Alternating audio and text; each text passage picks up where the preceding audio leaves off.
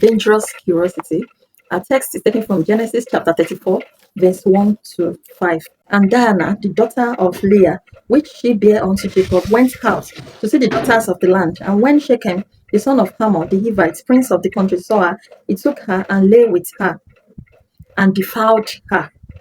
And he saw clave unto Diana, the daughter of Jacob, and he loved the damsel, and spake kindly unto the damsel. And Shechem spake unto his father Ammon, saying, Get me this damsel to wife. And Jacob heard that he had defiled Diana his daughter. Now his sons were with his cattle in the field, and Jacob held his peace until they were come. Our memory verse is verse 1 of that same chapter 34 of Genesis.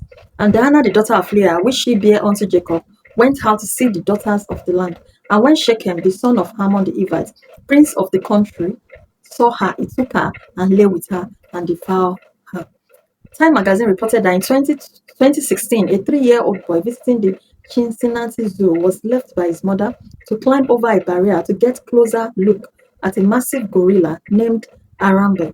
Although Arambe initially behaved as if it wanted to protect the boy, it soon violently pulled the boy into the water and mud with an obvious intention to kill him. The child's curiosity and his mother's carelessness led him into this enclosure, causing a global controversy when the animal had to be put down to save the boy. What started as an innocent exploration quickly turned into a dangerous situation with irreversible consequences. This real-life incident echoed the story of Diana, the daughter of Jacob and Leah. Diana went out to visit the women of the land. Perhaps she was eager to learn about the culture or make new friends, but her curiosity placed her in harm's way. Shechem, the prince of the land, saw her, desired her, and violated her. What seemed like a harmless visit led to deep pain, dishonor, and tragic violence as her brothers retaliated against the entire city. Inquisitiveness, though natural, can lead to danger when it is not exercised with discernment. Today, many Christians fall into spiritual or moral pitfall by venturing into unsafe environments out of curiosity. It might start with exploring toxic relationships, consuming questionable content, seeking power and fame, venturing into new territories without divine guidance, or engaging in compromising situations while underestimating the potential consequence.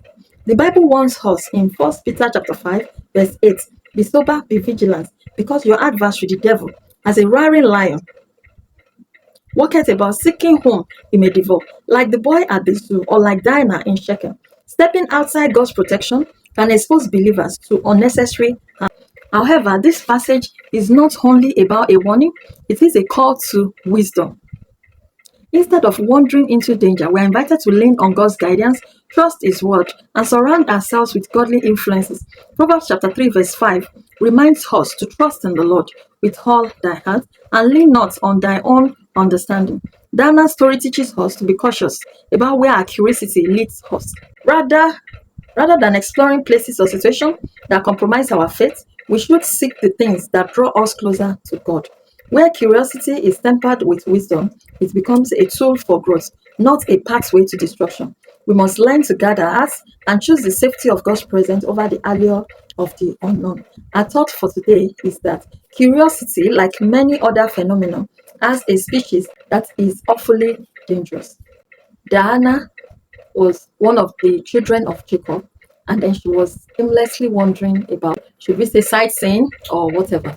Shechem, the prince of the land, saw her and desired her, and then laid with her and defiled her. So, because of that aimless wandering, she was exposed to that danger.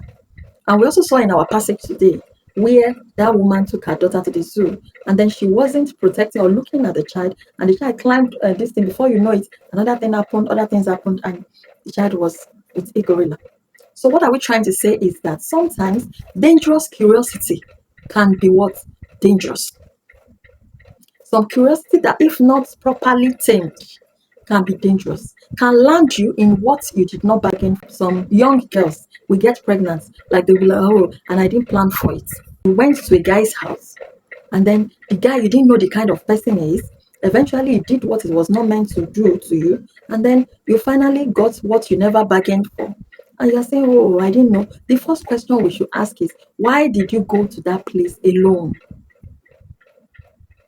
So sometimes some curiosities are dangerous. Don't use this particular thing, or don't take this thing, or don't do this, or don't do that. But some people want to explore. Before you know it, during the period of exploration, one thing leads to another, another thing leads to another, and they find themselves in trouble. When you are curious, make sure you are curious in terms of growth.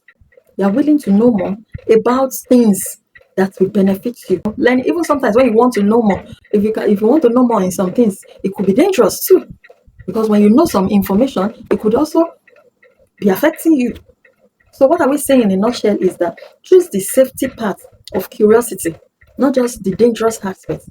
I pray God will help us to be the glow of this world in Jesus' name. If you are here, you want to give your life to Christ, all you just need to do, acknowledge yourself as a sinner, confess your sin, ask God for forgiveness, ask Him to come into your heart, and then going forward, continue to follow Him. If you do this genuinely, you are already saved. And associate yourself with the Bible Living Church. Pray God will continually help. God continually strengthen you and help you in Jesus' name. Bye for now.